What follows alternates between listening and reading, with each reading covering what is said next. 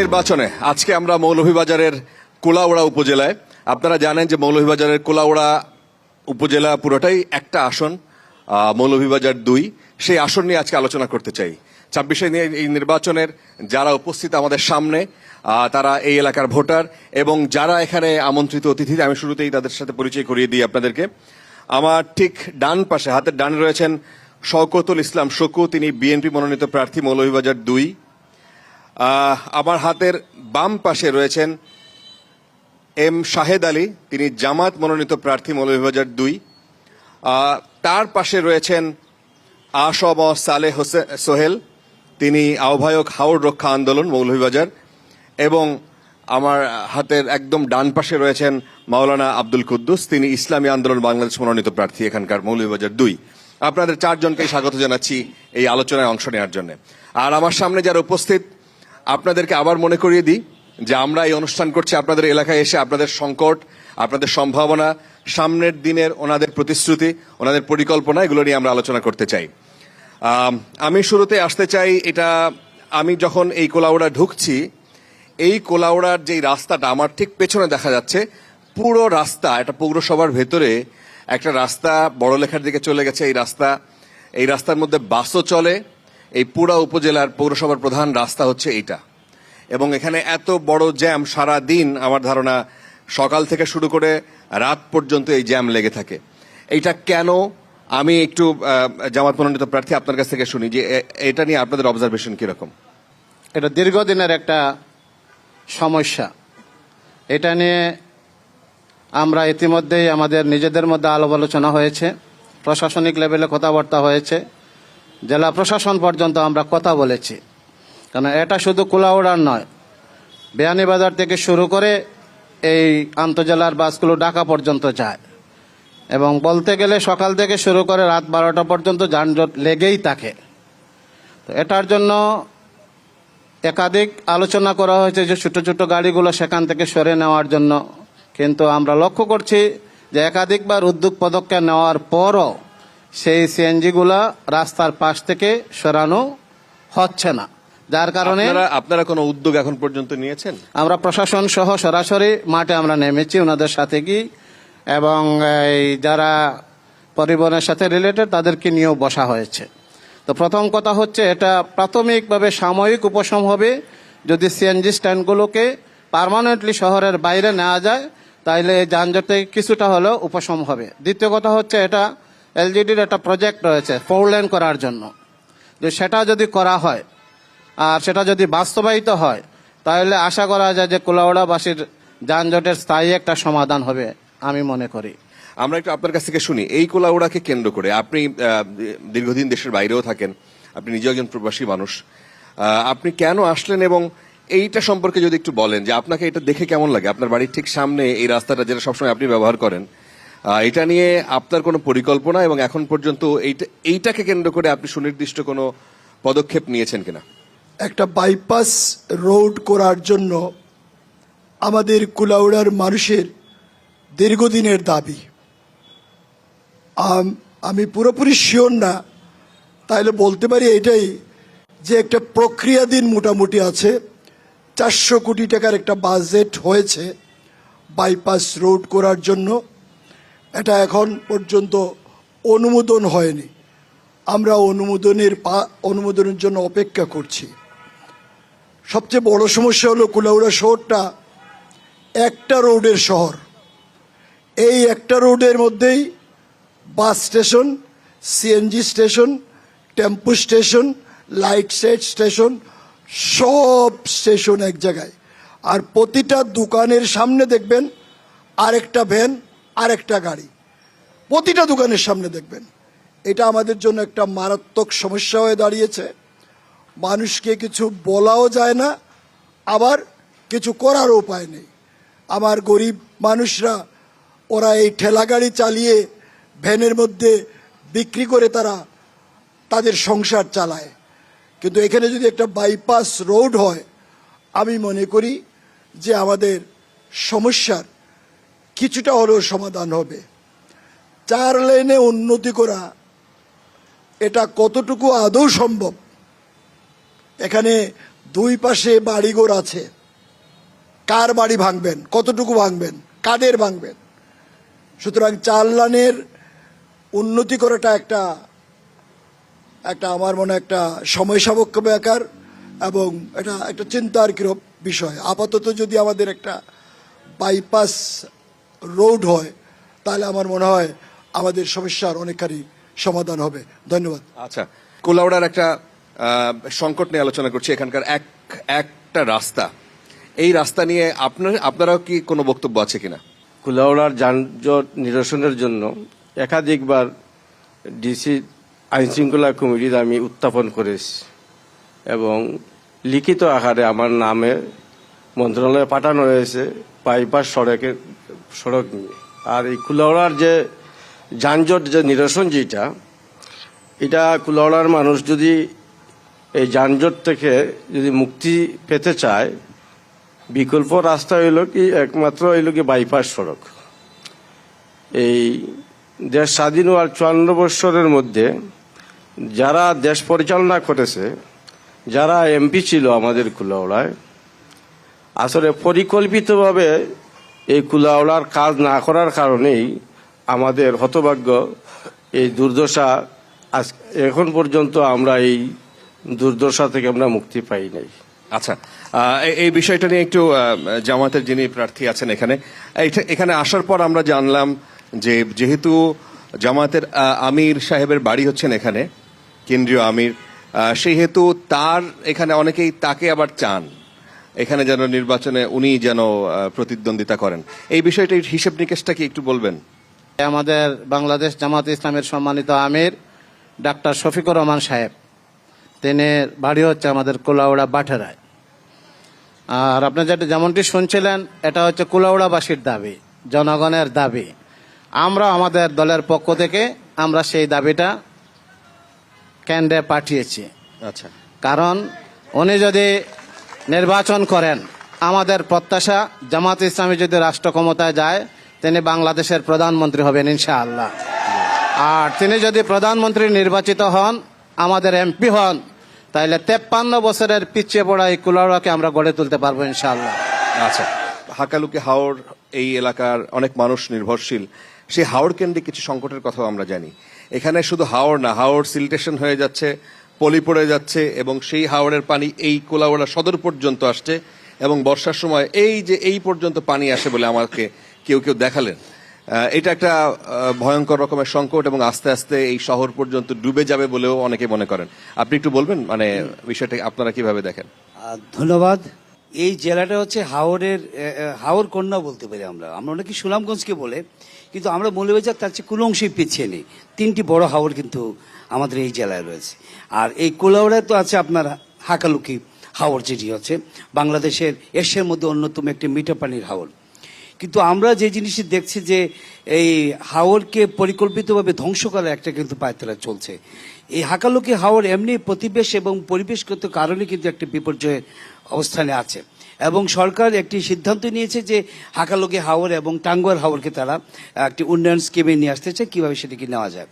তো আমাদের কথা হচ্ছে সরকার তো অনেক কিছু বলে কিন্তু অনেক কিছু তো করতে পারে না। আমাদের কথা হচ্ছে এই যে কুলাউড়ায় প্রতি বছর যে বর্ষার সময় যে পানি আসে, তার মূল কারণ হচ্ছে এই হাওরের যে পানি ধারণ ক্ষমতা।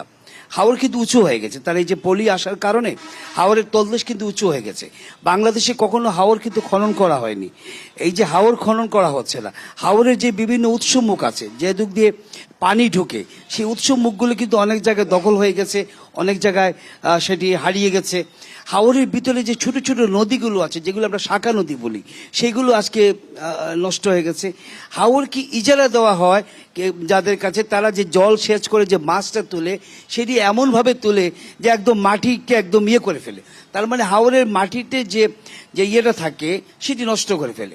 আমাদের কথা আছে এখানে একটি বুড়িকিয়ারি বাঁধ আছে, এই বুড়িকিয়ারি বাঁধকে অপসারণ করতে হবে, হাওর যেটি আছে হাওরকে খনন করতে হবে, এবং হাওরের মাস্টার প্ল্যান যেটি সরকার করছে যদি করে, হাওর যদি মাস্টার প্ল্যানে নিয়ে আসে, তাহলে আমি মনে করি এই অঞ্চলের এই যে হাওর, কিন্তু শুধু হাওর না, হাওর তো হচ্ছে জীববৈচিত্র্যের একটা অপার ভান্ডার।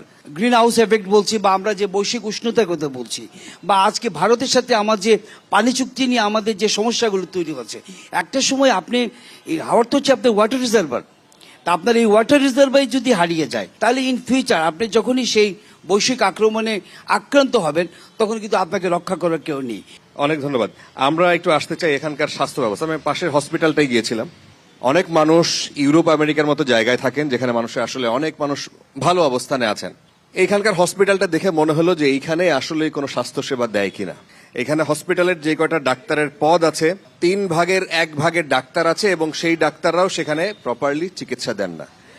এখানকার যারা ট্রিটমেন্ট নিতে আসেন, ওনাদের সাথে কারোর সাথে গিয়ে কথা বলে জানা গেলেও যে সামান্য একটা সমস্যা নিয়ে আসলেই তারা ওই প্যারাসিটামলের উপরে যেতে চান না, এবং তারপরে তারা রেফার করে দেন আমাদের সিলেটে চলে যেতে হয়।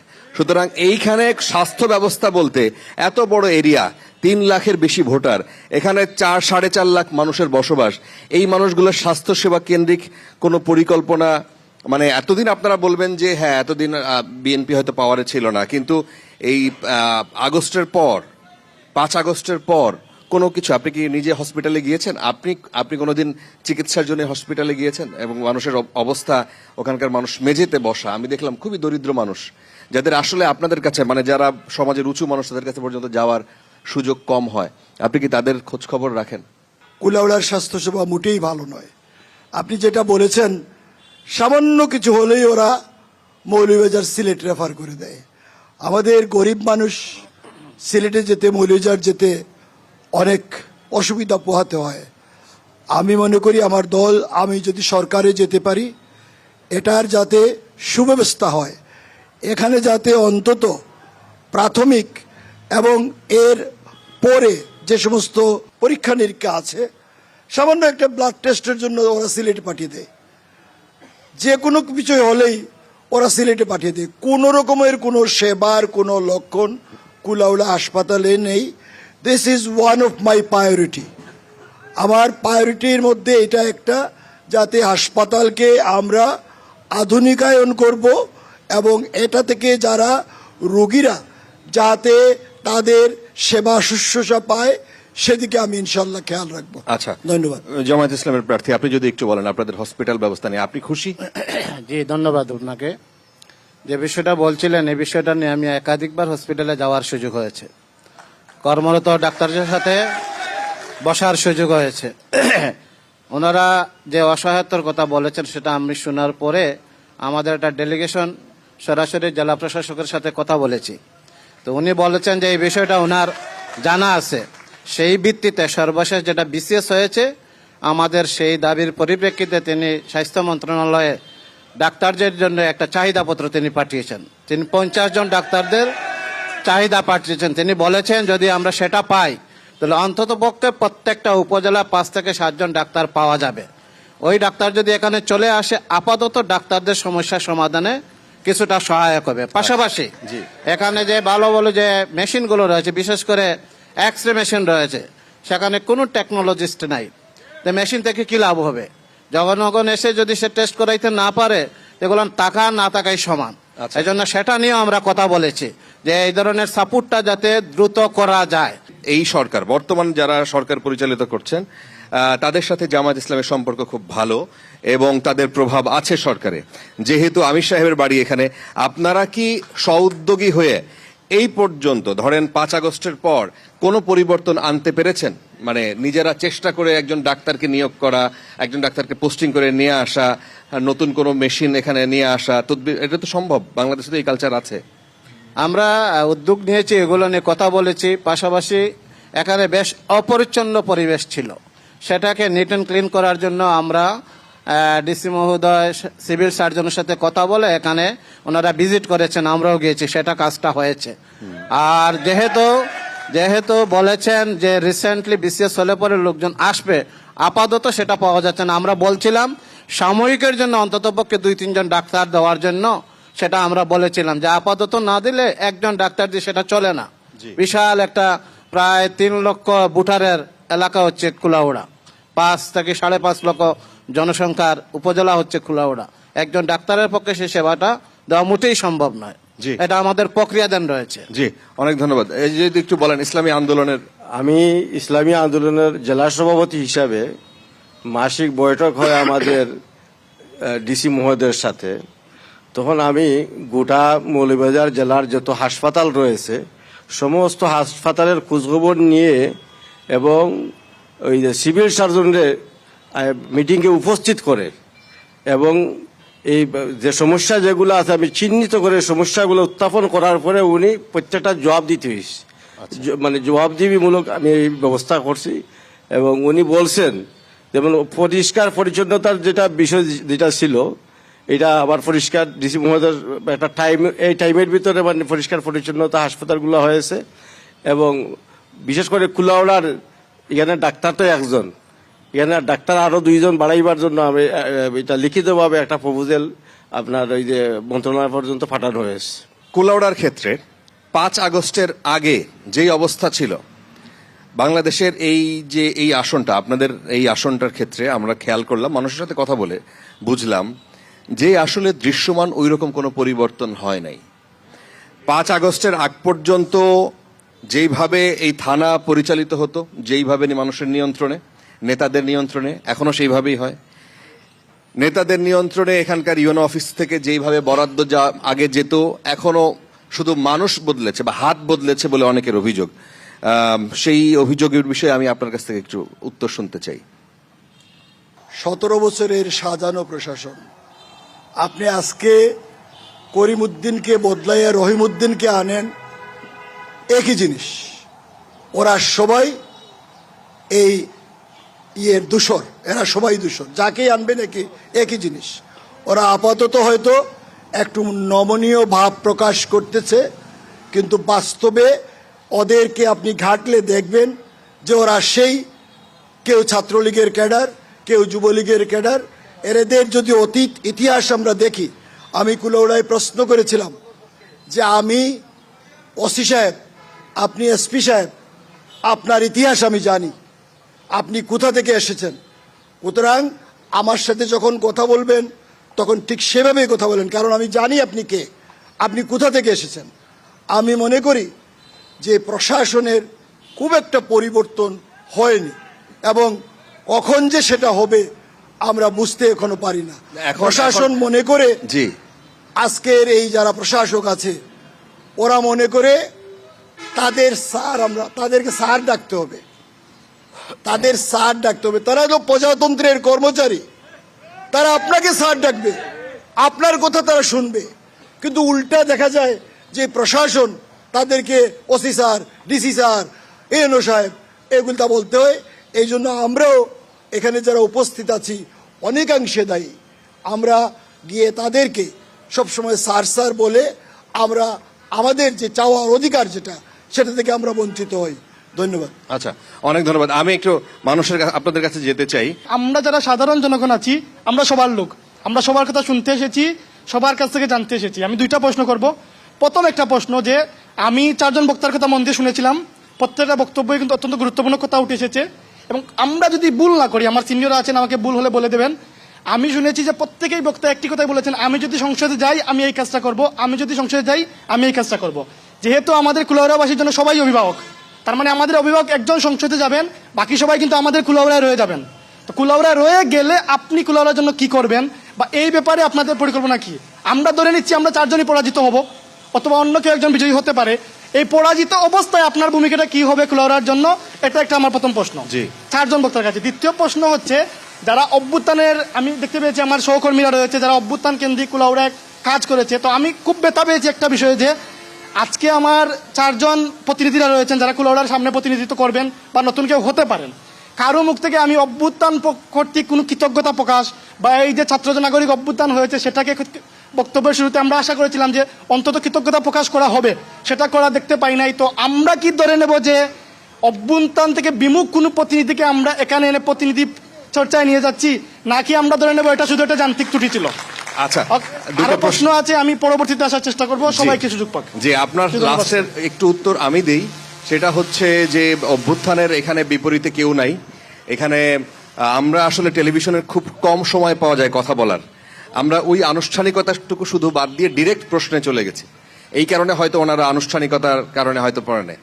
আজকের এই যে পরিবেশটা সুন্দর করার জন্য যে ছাত্র উদ্যোক্তার মাধ্যমে আমরা এখানে বসতে পেরেছি, সেজন্য তাদেরকে আমি মোবারকবাদ জানাচ্ছি, এবং যারা মৃত্যুবরণ করেছেন তাদের রুহের মাগফিরাত কামনা করছি। একই সাথে যারা জীবিত হয়ে পঙ্গুত্ব বরণ করে গড়ে শস্যাশায়ী আছেন তাদের সুস্থতা কামনা করছি। আমি শওকতুল ইসলাম শকুর ভাইয়ের কাছে আমি প্রশ্ন, যে 1970 সালে নির্বাচন হয়েছে দেশে, এদেশের আম জনতা সর্বোপরি আওয়ামী লীগকে ভোট দিয়েছে, একক তার নির্বাচন নয়, এটা হচ্ছে সর্বোপরি গোটা বাংলাদেশের পশ্চিম পাকিস্তানের বিরুদ্ধে সবাই মিলে আমরা ভোট দিয়েছি। আমরা দল মত নির্বিশেষে আমরা আওয়ামী লীগকে নয়, আমরা বাংলাদেশকে ভোট দিয়েছিলাম। এর পরবর্তীতে আমরা আওয়ামী লীগকে যতটা নির্বাচন করেছে, সুষ্ঠুভাবে একবার নির্বাচন করে সংসদে গিয়েছে, এর প্রমাণটা আমি শওকতুল ইসলাম শকু ভাইয়ের কাছে জানতে চাই। তিনি বারবার বলেছেন এখানে বাংলাদেশের প্রথম বৃহত্তর দল হচ্ছে আওয়ামী লীগ। আমি স্মরণ করতে, বিএনপি এবং আওয়ামী লীগ দুটার কথা বলেছেন।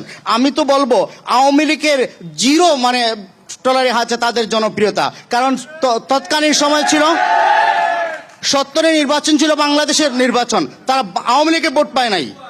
জি জি, অনেক একই ধন্যবাদ। সাথে যারা 86-তে নির্বাচন হয়েছিল, এর ব্যাপারে আপনারা ইতিহাস জানেন। আমি শওকতুল ইসলাম শকু ভাইয়ের কাছে এই প্রশ্নের উত্তরটা চাই।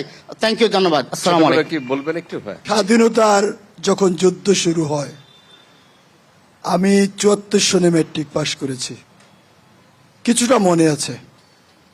তখন স্বাধীনতা বিরোধীরা ছিল, বাংলাদেশের স্বাধীনতার বিরুদ্ধের একটি শক্তি ছিল, আমি নাম নাই বললাম। আমাদের 30 লক্ষ মা বোনের ইজ্জত লুণ্ঠনকারী দোসররাও তখন ছিল। সময়ের পরিবর্তনে হয়তো এটা অনেকটা বদল হয়েছে, টাইমে সেটা বদল হয়। আপনি আরেকটা প্রশ্ন করেছেন উনি এখানে, যে আমরা যারা নির্বাচিত হব না, আমি জানেন আপনারা, আমি উপজেলা নির্বাচন করেছিলাম এবং প্রায় 40,000 ভোট পেয়েছিলাম। এই চাতলা বাগানে কুলাউড়ার ইতিহাসে এই চাতলা বাগানে বিএনপির প্রার্থী কখনো পাশ করতে পারে নাই। আমি তার ব্যতিক্রম। আমি সেদিন তাদেরকে ওয়াদা করেছিলাম, আমি যদি নির্বাচিত হই বা না হই, তোমাদের এই 14টি টিলার মধ্যে আমি 14টা টিউবওয়েল লাগিয়ে দিব। আমি নির্বাচিত হতে পারিনি, কিন্তু আমি আমার কথা রেখেছি, তাই চাতলাবাসী এখন পর্যন্ত সেইটা মনে রাখে। আমি প্রসঙ্গক্রমে বলতে চাই, আমি এবং আমার পরিবার সমাজ সেবায় সর্বদা নিয়োজিত। আমার ভাই এনামুল ইসলাম তিনটা স্কুলের প্রতিষ্ঠা করেছেন, কোন স্কুলে মাস্টারি করেছেন, কোনোদিন একটা টাকাও নেন নাই। উনি নিজের প্রশ্রয় করেছেন, 125টার মতো আই ক্যাম্প করেছেন, কোনো টাকা কারো কাছ থেকে নেন নাই। সুতরাং আমি এবং আমার পরিবার জনসভার মধ্যে ছিলাম, নির্বাচিত হলেও আছি, নির্বাচিত না হলেও এই কুলাউড়ার মানুষের জন্য আমরা সব সময় ছিলাম এবং ভবিষ্যতে অনেক থাকবো। ধন্যবাদ। ধন্যবাদ। আপনি একটা প্রশ্ন করতে চেয়েছেন? জি বলেন। আমাদের মহোদয়দের কাছ থেকে, যে আমরা আগামী দিনে যিনি নির্বাচিত হবেন তারা ইনশাল্লাহ শিক্ষা, চিকিৎসা, যানজটের প্রশ্নে আসলে বাইপাসের কোনো সুযোগ নেই, এখানে এটাকেই মূল্যায়ন করতে হবে। এতে যার যত ক্ষতি হোক, এটা অলরেডি পরিকল্পনা ছিল। এই ক্ষতিটুকু কুলাউড়াবাসী মেনে নিতে রাজি। তারা যদি এটা উদ্যোগ নিতে পারেন, এই উদ্যোগ নেওয়ার, আমার প্রশ্নটা এটাই, যে উদ্যোগ নেওয়ার ভূমিকাটা তাদের কতটুকু থাকবে। অনেক সবাইকে ধন্যবাদ। আমি শুধু এর সাথে যুক্ত করি যে এই কোলাউড়ায় যখন আমি এখানকার ইয়াং গ্রুপ, ছেলে মেয়ে যাদের বয়স ধরেন ক্লাস 6, 7, 8-এ পড়ে, এদের সাথে যখন জিজ্ঞেস করি যে মানে কি হবার ইচ্ছা, ক্যারিয়ার কি, বলে লন্ডন অথবা আমেরিকা, এখানকার শিক্ষা ব্যবস্থাটা ওই রকম কোনো জায়গায় পৌঁছায় নাই কেন? এখানকার শিক্ষা ব্যবস্থাটা নিয়ে একটু বলবেন, যে আপনারা এই যে বঞ্চিত, যে এই শুরু থেকেই এই কথাটা আসছে যে বঞ্চিত এই এলাকার মানুষ, এত এত মানে কোলাউড়ার যেই সন্তানরা দেশের বাইরে থাকে, লন্ডন আমেরিকাতে থাকে, তারাও যদি তাদের পকেটের পয়সা এখানে খরচ করে এই কোলাউড়া সোনা দিয়ে বাঁধানো সম্ভব। এই কোলাউড়া কেন এই অবস্থার মানে কারণ কি, এবং এখানে একটা ভালো শিক্ষা প্রতিষ্ঠান গড়ে ওঠে নাই কেন? ধন্যবাদ।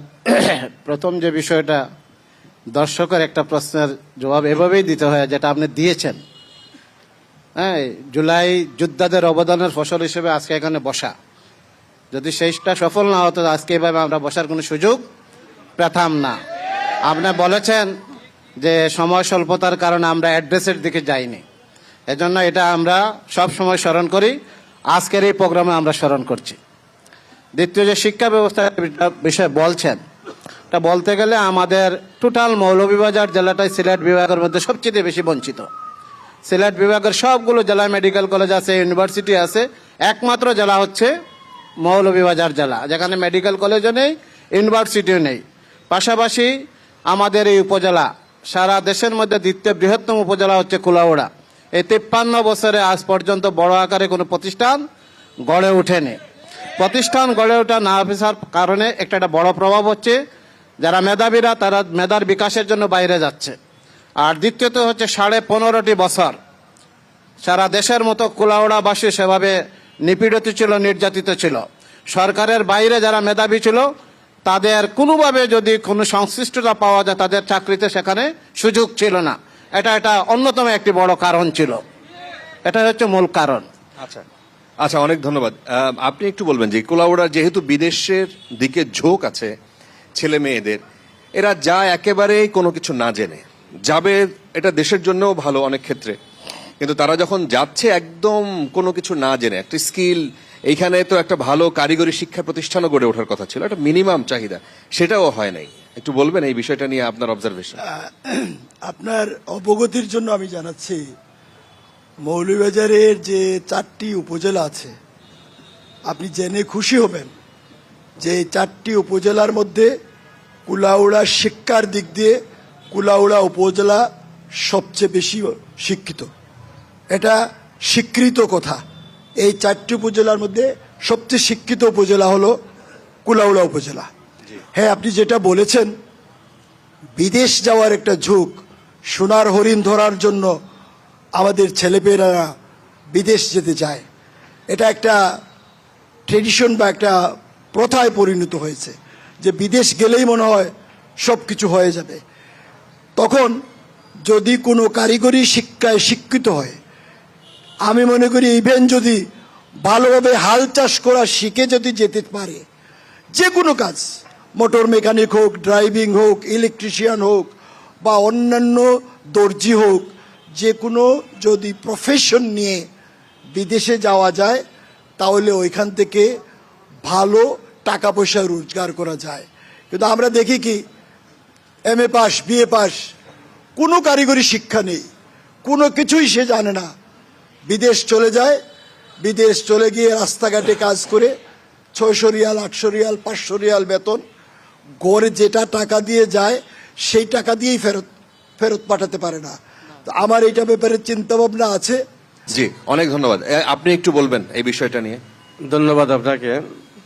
কারণ পরিকল্পনার যেটা আছে, পরিকল্পনা ছাড়া কোনো কাজই সম্ভব নয়। কারিগরি শিক্ষা প্রতিষ্ঠান আমাদের লড়াতে নাই। বেকারত্ব যেটা দূর করার জন্য একমাত্রই প্রস্তুতি হইল গিয়ে আপনার কারিগরি শিক্ষা কেন্দ্র। তো এই কারিগরি শিক্ষা প্রতিষ্ঠান এটা তো আমার পক্ষে তো সম্ভব নয়, এর জন্য আপনার ক্ষমতার দরকার হয়। ক্ষমতা না গেলে আপনার অনেক জিনিস করা যায় না। এর আগে পূর্বে যারা সরকার গঠন করেছে এরা তো তার নিজের স্বার্থ রক্ষা করেছে, তারা এই দেশের জনগণের জন্য কোনো কিছু করে নাই। টেন্ডারবাজির মধ্যে লিপ্ত, সাদাবাজির মধ্যে সে লিপ্ত, এবং রোডসের যেগুলো আছে কিভাবে সে বাঘ বসে টাকা নিয়ে খাইব, এইটাই চিন্তা ছিল। আমি আশা রাখি শুধু কুলাউড়া না, সারা বাংলাদেশে ইসলামী রাষ্ট্র যদি ক্ষমতায় আসে, সব জায়গায় ইনসাফ প্রতিষ্ঠা হবে। আচ্ছা এটা আমি বিশ্বাস আপনি রাখি। একটু বলবেন যে 5 আগস্টের পর ধরেন এই আগের না হয় টেন্ডারবাজি চাঁদাবাজি সবই ছিল, এখন কি আছে এখানে কোলাউড়ায় কি আছে? দেখেন, নীতি ও আদর্শ দুইটা জিনিস। যদি মানুষের নীতিটা যদি পরিবর্তন না করে, এটা জোর করে পরিবর্তন করা যাবে না। এই 5 আগস্টের পূর্বে আগে যারা ছিল প্রশাসনে, এখনই তারা আছে, তারা এটা কিভাবে আপনার আমার পক্ষে সম্ভব এখন এগুলো পরিষ্কার পরিচ্ছন্ন করবে? সেই প্রশাসনে আইন শৃঙ্খলা কমিটির মিটিং এ আপনারা যান না? যাই, আমরা আলোচনা করি। এখন তারা ফেরিস্তার মতো তো কথা বলে, জি, ওই তো ফেরিস্তার মতো কথা বলে এক জিনিস, আর কাজে পরিণত করা তো আরেক জিনিস, দুইটা সাবজেক্ট। এখানকার ইউএনও অফিস, এখানকার থানা, শুনেন, আমি আরো আপনারা পরিষ্কার করে দেই। জি। যদি আল্লাহর রহমতে যে আমি কুলাউড়া আসনে এমপি হই, জি, তাহলে ওই যে প্রশাসন যেগুলো আছে আমার হাতের ইশারা চলতে হবে। এক, দুই হইলো এই দেশের এই কুলাউড়া আসনের যে ভোটার যারা রয়েছেন বা কুলাউড়াবাসী যারা রয়েছে, যা আশা করবে তাই পাবে। তার কারণ হইলো যে তাই যে বরাদ্দকৃত যেগুলা মাল আসে, এগুলা তো আমি অনেক সময় এগুলো আগে জানতাম না। আমি যে গত পৌর নির্বাচন থেকে আমি এক ক্যান্ডিডেটের লগে ছিলাম এই কুলাউড়ার, তখন দেখলাম আপনার 20 লক্ষ টাকা আসছে, টাকা ওই যে গড়ের মেরামতের জন্য, রিপেয়ারিং এর জন্য। ওরা 2 লক্ষ টাকা খরচ করে 18 লক্ষ টাকা তারা পকেটে পাঠিয়ে নিয়ে গেছে। কথাটা বুঝছেন? কিন্তু আমি আব্দুল কুদ্দুস প্রশাসনে যদি আসি, তাহলে ওই 20 লক্ষ টাকা খরচের পরে যদি আরো কিছু লাগে, তাহলে আমার পকেট থেকে বর্ধিতটা পুরাই এটা আরো সুন্দর করার চেষ্টা করব। আচ্ছা আচ্ছা, যদি এইভাবে হাতের ইশারা বলতে এটাই পরিকল্পনা বুঝাইছেন। এবং পরিকল্পিতভাবে যদি কাজ করা হয়, জি। তাহলে এই কুলাউড়ার জনপদ এটা অবহেলিত থাকবে না। আচ্ছা, ধন্যবাদ। মানে হাতের ইশারা বলতে তো এটাই বুঝাইছেন না, যে করাপশন যাতে না হয়, জি, জি। দুর্নীতি না হয়। এইটা দুর্নীতিটাই মূল সমস্যা। আচ্ছা। দুর্নীতি মুক্ত সমাজ ব্যবস্থা হইলেই আর সমস্যা থাকে না। এখন তো কেউ সরকারে নাই, কোন দল সরকারে নাই, এখন কারা করে এটা? না, এখন তো দল নাই, কিন্তু যারা আছে এরাই তো চালায়, প্রশাসন তো দেশ চালাইতেছে এখন। এখানে কোনো দলের কোনো প্রভাব না নেই? না না, দলের কোনো প্রভাব নেই। আচ্ছা, জামায়াত ইসলাম, জি জি, আপনি একটু বলবেন যে এখন এখানকার টেন্ডার, সেটা যত ছোটই হোক, রাস্তাঘাটের কাজকর্ম কারা পায়? থানায় মামলা বাণিজ্য আগে শুনেছি, আমি জানি না এখনকার পরিস্থিতি কি, এগুলো কারা করে, নিয়ন্ত্রণ কাদের হাতে? আসলে এটা একদিনের কোনো সমস্যা নয়, বিগত 53 বছরে এটা চলে আসছে, এবং যারাই যখনই করেছে রাজনৈতিক ছত্রছায়া করেছে, সুজাগতা। রাজনীতিবিদরা যদি সচেতন হতেন, জিরো টলারেন্স দেখাইতেন, দুর্নীতির বিরুদ্ধে যদি জিরো অবস্থান থাকতো, কোনো দুর্নীতিবাদ সোজা হয়ে দাঁড়ানোর মতো কোনো সুযোগ ছিল না। এজন্য আমরা লক্ষ্য করছি, যেটা আপনি বারবারই বলছেন, 1-1.5 বছরের মাথায় ফ্যাসিস্ট বিদায় নিছে, কিন্তু দৃশ্যমান কি পরিবর্তন আপনারা লক্ষ্য করছেন কিনা? আমরা শুরু থেকেই বলে আসছি, দেশবাসীরও প্রত্যাশা যেটা পরিবর্তনশীল বাংলাদেশ, মানুষের প্রত্যাশা সেটা। সেই পরিবর্তনশীল বাংলাদেশ প্রত্যয়ই হচ্ছে দুর্নীতিমুক্ত, চাঁদাবাদ মুক্ত, সন্ত্রাস মুক্ত এই ধরনের একটি সমাজ এবং রাষ্ট্র বিনির্মাণ করা। আচ্ছা, দ্বিতীয় কথা হচ্ছে যে যারা করছে তাদের পরিচয় ইতিমধ্যেই জাতীয় পত্রপত্রিকা, মিডিয়া সেগুলো চলে আসছে। সিলেটের পাথর লুট কারা করেছে সেটা দিবালুকের মতো স্পষ্ট। ঢাকায় চাঁদা দাবি করতে গিয়ে পাথর দিয়ে হত্যা করেছে, সেটা কারা করেছে সেটা স্পষ্ট। এজন্য এখানে আমার কথা হচ্ছে, দলীয়ভাবে যদি আমরা চাঁদাবাজ, না, সন্ত্রাস, সিলেটের পাথর লুটের কথা তুললেন, সেখানে কিন্তু আপনাদের দলের না, নেতাদের নামও ছিল। এই বিষয়টা অত্যন্ত প্রেস কনফারেন্স করে যা আমাদের নেতৃবৃন্দ, রিপোর্টেও সেটা আমরা দেখেছি। না, আমাদের নেতৃবৃন্দ প্রেস কনফারেন্স করে সেটা অত্যন্ত স্পষ্ট করেছেন এবং চ্যালেঞ্জ করেছেন যে এটার সাথে আমাদের কোনো সম্পৃক্ততা 53 বছরে ছিল না, এই ঘটনার সাথেও নেই, আমরা এগুলাকে কোনো প্রশ্রয় দেয় না, সেটা তারা প্রেস কনফারেন্সে বলেছেন। অন্য যে দলের উপরে দায় দিলেন তারাও তো সেটা করেছে, তারাও সেটা বলেছে, তারা বহিষ্কার করেছে এবং তাদের দল থেকে। হ্যাঁ, এটা তো আপনারা দেখেছেন যে ইতিমধ্যে সারা বাংলাদেশে দলীয় শৃঙ্খলা এবং প্রচলিত বিভিন্ন ধরনের অপরাধ প্রবণতার সাথে যুক্ত হওয়ার কারণে কয়েকশো লোককে বহিষ্কার করেছেন। বহিষ্কারে কি সমাধান? এখান থেকে যদি দল শক্ত অবস্থানে না যায় আর সুযোগ না দেয়, তাইলে ধরনের করাপশনে কেউ জড়াইতে পারবে না। আচ্ছা আচ্ছা, আমরা আপনাদের পরিকল্পনা শুনবো এই আসন কেন্দ্রিক। আমি সোহেল ভাই, আপনার কাছ থেকে একটু ওভারঅল এই আসনের মূল সমস্যাগুলো যদি একটু আপনি অ্যাড্রেস করেন। জি, ধন্যবাদ আপনাকে। আসলে বিষয় হচ্ছে যে এখানে চা শ্রমিকের অধ্যুষিত একটি এরিয়া, এবং এই চা শ্রমিকরা তাদের দাবি নিয়ে কিন্তু দীর্ঘদিন কথা বলছে যে তারা যে মজুরি পাচ্ছে সেই মজুরিতে তাদের জীবন চলছে না। আমার মনে হয় যে এখানে যারা নির্বাচিত হবেন তারা যদি তাদের এই কথাটা বলতেন যে এই বৃহৎ একটি জনগোষ্ঠী কিন্তু কুলাউড়ায়, এবং কুলাউড়ার নির্বাচনে এই চা গোষ্ঠী জনগোষ্ঠী কিন্তু একটা বিশাল ভূমিকা। সো এদেরকে মাইনাস করে তো আপনি কুলাউড়া উন্নয়ন করতে পারবেন না। সো আমি মনে করি এই চা গোষ্ঠীকে নিয়ে তাদের একটা দৃষ্টিভঙ্গি থাকলে আমার কাছে মনে হয় ভালো হতো। দ্বিতীয়ত হচ্ছে পুরা জেলাটাই মৌলভীবাজার, যেখানে আমাদের জামাত ইসলামী ভাই বলেছেন যে পুরো জেলাটাই কিন্তু আমরা পিছিয়ে, মৌলভীবাজার জেলাটাই শিক্ষা, খেলাধুলা সকল ক্ষেত্রে, মানে বৈষম্য যদি বলে বাংলাদেশের মধ্যে, তা মৌলভীবাজার জেলা হচ্ছে একমাত্র বৈষম্য। জেলায় যদি বৈষম্য হয়, উপজেলা তো বৈষম্য হবেই, এতে কোনো মানে এটা বাধ্য। তো আমরা মনে করি যেটি হচ্ছে যে কুলাউড়া হচ্ছে, এখানে আমার ভাই বলেছেন যে এখানে কুলাউড়া মানুষ কিন্তু শিক্ষিত, পড়াশোনা এদের বেশি, কিন্তু কুলাউড়ায় ভালো একটা কলেজ নেই। একটা কলেজ আছে, এত এত জনগোষ্ঠীর মানুষের মধ্যে এখানে আরো একটি বিশ্ববিদ্যালয় হতে পারতো কুলাউড়ায়, বা অন্য ধরনের কিছু এখানে করার সুযোগ ছিল। কুলাউড়া আমি যেটা মনে করি যে এখানে প্রবাসী অধ্যুষিত এলাকা, টোটাল জেলাটাই প্রবাসিত অধ্যুষিত। এখানে শমশেরনগর আমাদের কাছেই, এখানে যদি বিমানবন্দরটা আমরা সবাই মিলে যদি বলতাম যে হ্যাঁ এই জেলায় বিমানবন্দর দরকার, এইটা প্রবাসী অধ্যুষিত একটা পর্যটক জেলা, তো এখানে আমরা সবাই বললে কিন্তু আমাদের বিমানবন্দরটা আমরা চালু করতে হবে। এবং শমশেরনগর আর কুলাউড়া তো খুব কাছাকাছি, আমার মনে হয় এটা একটা দাবি উঠতে পারতো এখানে। আমি যেটা মনে করি এখানে আরেকটা যে জিনিসটা যে এখানে যে রাস্তার যে কথাটা বলা হয়েছে, ব্যাপারটা হচ্ছে পৌরসভা যে তার তো একটা মাস্টার প্ল্যান দরকার। পৌরসভা যে এতদিন যে একটা এত বছর যে একটা পৌরসভা চললো, তার মাস্টার প্ল্যানটা কোথায়? সে এই যে এক রাস্তার উপরে এত বছর একটা পৌরসভা চালাচ্ছে, তাকে কোনো মাস্টার প্ল্যান নাই যে আমি এই রাস্তার উপর থেকে চাপ কমায় আমি কোন দিকে নিয়ে যাব, সেই দিকে কোনো মাস্টার প্ল্যান পৌরসভা করেছে? এটি দরকার ছিল, কিন্তু আপনার মাস্টার প্ল্যান ছাড়া তো আপনি উন্নয়ন আশা করতে পারেন না। শেষ কথা যেটি হচ্ছে এখানে এই অঞ্চলটা যে টোটাল জেলাটা হচ্ছে বিদেশ যাওয়ার একটা প্রবণতা বেশি। এখানে আমার ভাই বলেছেন যে আমাদের প্রশিক্ষিত জনগোষ্ঠী গেলে সেখানে লাভবান হবে। আমাদের প্রশিক্ষিত জনগোষ্ঠী তৈরি করছি না আমরা, এখানে কোনো টেকনিক্যাল কলেজ নেই, ইউনিভার্সিটি নেই, এই নেই সেই নেই। যারা যাচ্ছে লন্ডনে যাচ্ছে, আমাদের বাবা মারা 30 লাখ 40 লাখ টাকা খরচ করে বাচ্চাকে পাঠাচ্ছে, আলটিমেটলি সে ওখানে যে কিছু করতে পারছে না। কারণটা হচ্ছে তার কোনো সেই ধরনের ইয়ে নেই। আমার মনে হয় আমাদের এইদিকে খেয়াল রাখতে, আমাদের বাচ্চারা যাবে আমেরিকায় যাবে, অস্ট্রেলিয়ায় যাবে, কানাডায় যাবে, কিন্তু তাকে আমাকে শিক্ষিত করে যদি পাঠাই, তাকে যদি আমি তাকে আর যদি যারা পড়াশোনা করে নাই সে যদি টেকনিক্যালি সে যদি সাউন্ড হয়, সে যদি যায়, তাহলে কিন্তু এইটা একটা ডেভেলপমেন্ট হবে। এটা অনেক ধন্যবাদ। আমি আপনাকে দিয়ে শুরু করি। আপনারা আসলে শুনলেন বিমানবন্দরের কথা আসছে, এখানকার যোগাযোগ ব্যবস্থা ঢাকার সাথে মনে হয় যে এখান থেকে লন্ডনও কাছে, এরকম অনেকেই মনে করেন। ঢাকা অনেক দূরে। এখানকার যোগাযোগ ব্যবস্থা বলতে যদি পপুলার যোগাযোগ ব্যবস্থার কথা বলি, রেল, সেই রেল আস্তে আস্তে ক্ষয়ে গেছে।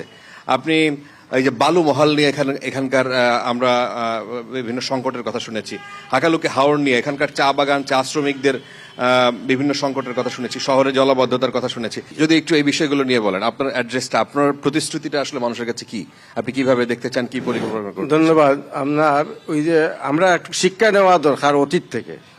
যেমন 5 আগস্টের পরে, এই 5 আগস্টের যে ঘটনা যেটা ঘটছে, এই হাসিনার আমল যেটা আছে, এতে আমরা শিক্ষা নেওয়ার দরকার।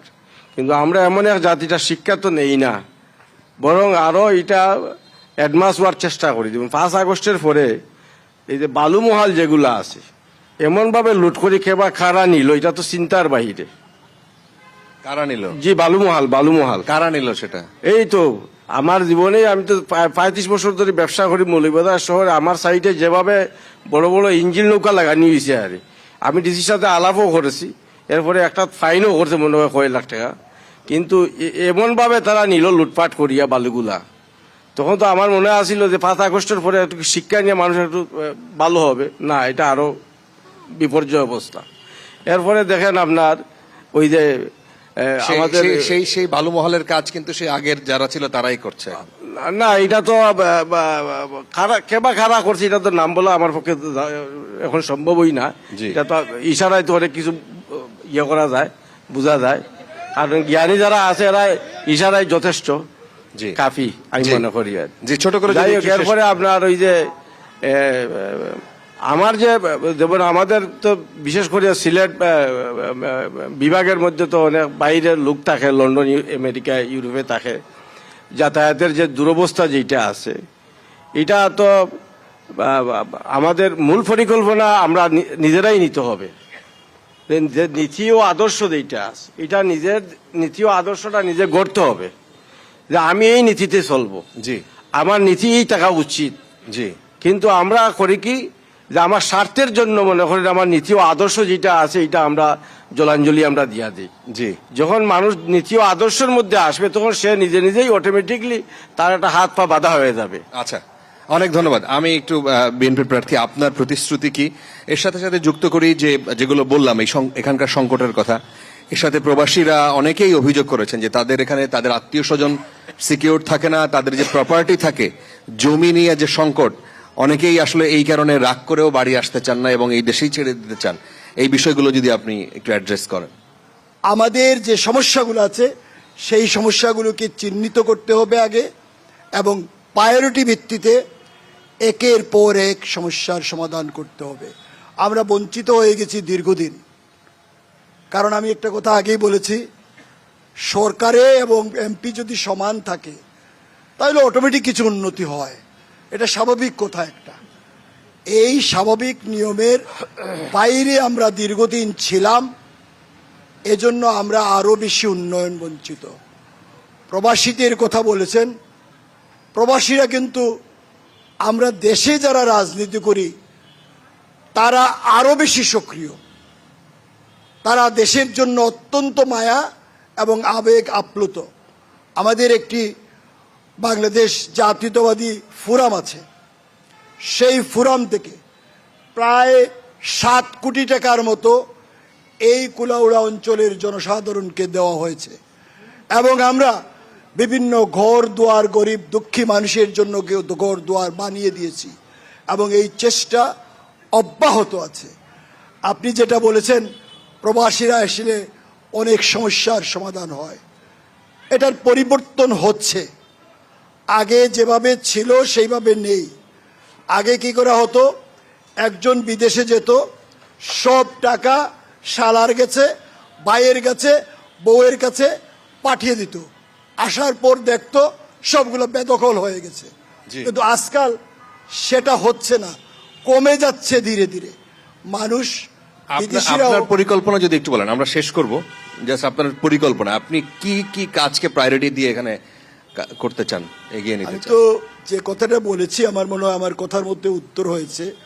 আমাদের যে উনি বলেছেন সমস্যার কথা, উনি বলেছেন, উনি বলছেন, সবগুলো সমস্যার সাথে আমি একাত্মতা ঘোষণা করছি। এর মধ্যে থেকে প্রায়োরিটি করে কোনটা আগে করতে হবে সেটা আমাদেরকে বের করতে হবে আগে। জি।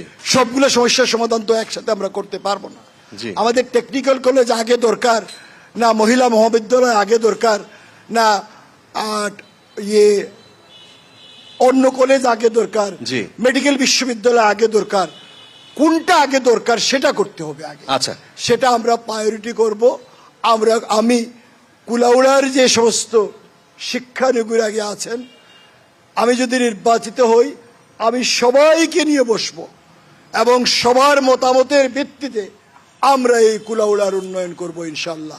ধন্যবাদ সবাই। অনেক ধন্যবাদ জনাব শাহিদ আলী। জি ধন্যবাদ। যেটা বলছিলেন আপনি যে কুলাউড়ার প্রায়োরিটি বেসিস কিগুলো পাবে, প্রথম যেটা হচ্ছে যে একজন নাগরিক হিসাবে তার মৌলিক যেটা অধিকার আমরা ফার্স্ট প্রায়োরিটি সেগুলোই দিব। এক্ষেত্রে যেমন শিক্ষাটা আমরা পিছিয়ে পড়েছি, বিশেষ করে এটা কারিগরি শিক্ষা প্রতিষ্ঠান খুবই জরুরি আমাদের, সেটার জন্য ইতিমধ্যে আমরা হোমওয়ার্ক শুরু করেছি। ইনশাআল্লাহ নির্বাচিত হলে সেটা আদায় করার জন্য আমরা সর্বাত্মক চেষ্টা করব। দ্বিতীয় কথা হচ্ছে চিকিৎসা, এটা নাগরিকের মৌলিক অধিকার, বেহাল দশা যেটা আপনি বলেছেন। আমি যেটা বলতেছিলাম, বর্ষাকালীন প্রায় 4 মাস বাসমান সেতুর উপর দিয়ে রুগীরা যাতায়াত করতে হয়, মেঝের মধ্যে পানি থাকে, এভাবে একটা হাসপাতাল হয় না।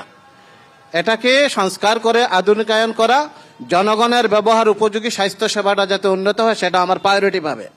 দ্বিতীয় কথা হচ্ছে চায়ের রাজধানী হচ্ছে মৌলভীবাজার জেলা, 22টা হচ্ছে আমার জেলায় চা বাগান, সেই বাগান নিয়ে বিভিন্ন ধরনের চক্রান্ত ষড়যন্ত্র হচ্ছে। আমাদের সম্মানিত আমির ডাক্তার শফিক সাহেব বলেছেন, বর্তমান সরকারের কাছে তিনি দাবি জানিয়েছেন এটার পৃষ্ঠপোষকতা করার জন্য যা যা দরকার, আর যদি আমরা ক্ষমতা যাই দাবি করা লাগবে না, আমাদের অধিকার দায়িত্ববোধের জায়গা থেকে আমরা সেটা বাস্তবায়ন করব। একটা বিষয় লক্ষ্য করেন, মৌলভীবাজারের এই চা উৎপাদনের পর জাতীয় চাহিদা পূরণ করে আমরা বিদেশে রপ্তানি করি। এই চার বর্তমান বাজার মূল্য হচ্ছে কেজি 400 থেকে 500 টাকা। এই চা শিল্প যদি বন্ধ হয়ে যায়, বিদেশ থেকে কিনে নিয়ে আসতে হলে মিনিমাম 2000 টাকা চায়ের কেজি হবে। সুতরাং এই শিল্পর আধুনিকায়ন করা, চা শ্রমিকদের জীবনমান উন্নয়ন করা, তাদের বসবাসের উপযোগী একটা ব্যবস্থাপনা করা, তাদের শিক্ষার কোনো ব্যবস্থা নেই, তাদেরকে যদি গড়ে তোলা যায়, তাদের ছেলেমেয়েরা এই শিল্পকে গড়ে তুলতে পারবে, বাইরে কারো সহযোগিতা লাগবে না। দ্বিতীয় হচ্ছে, আমাদের বিশাল একটা মিঠা পানির হাওর রয়েছে, যেটা বাংলাদেশের বড় হাওর। এখানে আমরা প্রতি বছর মিঠা পানির মাছ পেয়ে থাকি। জাতীয় চাহিদা পূরণ করে ভালো মাছগুলো বিদেশে রপ্তানি করে থাকি। 53 বছরে এই হাওরকে যে ধরনের রক্ষা করার জন্য পৃষ্ঠপোষকতা করার দরকার ছিল, আমরা লক্ষ্য করছি না। আমি মনে করি এটাকে ভালোভাবে পৃষ্ঠপোষকতা করলে, অভয়ারণ্য করলে, এখানে আমরা যা মাছ পাচ্ছি তার চেয়ে বহু গুণে বেশি মাছ আমরা উৎপাদন করতে সক্ষম হব। এটাকে টাঙ্গুয়ার হাওরের মতো একটা বিনোদন কেন্দ্র বানাতে পারলে সারা দেশের জনগণের বিনোদনের একটা কেন্দ্র হবে ইনশাআল্লাহ। পাশাপাশি এই শহর, কুলাউড়া শহর, এটা গুরুত্বপূর্ণ শহর, বেশ কয়েকটা উপজেলার যাতায়াতের রাস্তা, যানজট নিরসন। পাশাপাশি আপনি যেটা বলেছিলেন, প্রবেশ করে যেটা লক্ষ্য করেছেন যে বছরের 3 থেকে 4 মাস মূল রাস্তা ছাড়া টোটাল আবাসিক এলাকা পানি থাকে। এটা মূলত হাওর যথাযথ পৃষ্ঠপোষকতা না করার কারণে এই সমস্যাটা হয়েছে। এই জলাবদ্ধতা নিরসনের জন্য আমি সর্বাত্মক চেষ্টা করব। তৃতীয় হচ্ছে আরেকটা বিষয়, এই শহরের নিকটেই ইতিমধ্যে আমি একাধিকবার টিএনও জেলা প্রশাসনের সাথে কথা বলেছি, একদম শহরের নিকটে হচ্ছে ময়লার বাগাড়, যেটার কারণে ওই এলাকার লোকজন বাসা বাড়িতে থাকতে পারে না। বর্ষার সময় মেঘের পানিতে রাস্তার উপরে ময়লা চলে আসে। আমরা বলছিলাম যে এটা বিকল্প ব্যবস্থাপনা করার কথা, আপাতত জায়গা নাই বলছেন। আমরা বলছি যে সরকারি জায়গা খুঁজে যাতে এটা দূরে নেওয়া যায়, আর আপাতত চলাচলের উপযোগী করার জন্য একটা গার্ডওয়াল যাতে নির্মাণ করা হয়, যাতে করে পরিবেশটা সংরক্ষণ হয়। শেষ হচ্ছে যেটা, যে বিশাল একটা উপজেলা, এখন পর্যন্ত এই উপজেলায় খেলাধুলার জন্য কোনো স্টেডিয়াম গড়ে ওঠেনি। এজন্য আমরা যদি রাষ্ট্র ক্ষমতায় যেতে পারি, ইনশাআল্লাহ মৌলিক প্রায়োরিটি বেসিস যেগুলো করা যাবে সেগুলোকে আমরা গুরুত্ব দিয়ে প্রায়োরিটি বেসিস বাস্তবায়ন করার জন্য চেষ্টা করব। অনেক ধন্যবাদ। সাথে সাথে দর্শকের এটা প্রশ্নের জবাব না দিলেই থেকে যায় যে আমরা যদি নির্বাচিত হই তাহলে কি করব, সেটা আমরা বলেছি। আর যদি নির্বাচিত না হয় তাহলে কি করবেন, সেটা তার প্রশ্ন ছিল। আমার কথা হচ্ছে, আমি যদি নির্বাচিত হই, যারা ক্যান্ডিডেট থাকবেন তাদেরকে শুধু ক্যান্ডিডেট নয়, আমার সহকর্মী হিসেবে সাথে নিয়ে, পাশাপাশি সাথে নিয়ে আমি কাজ করার জন্য চেষ্টা করব।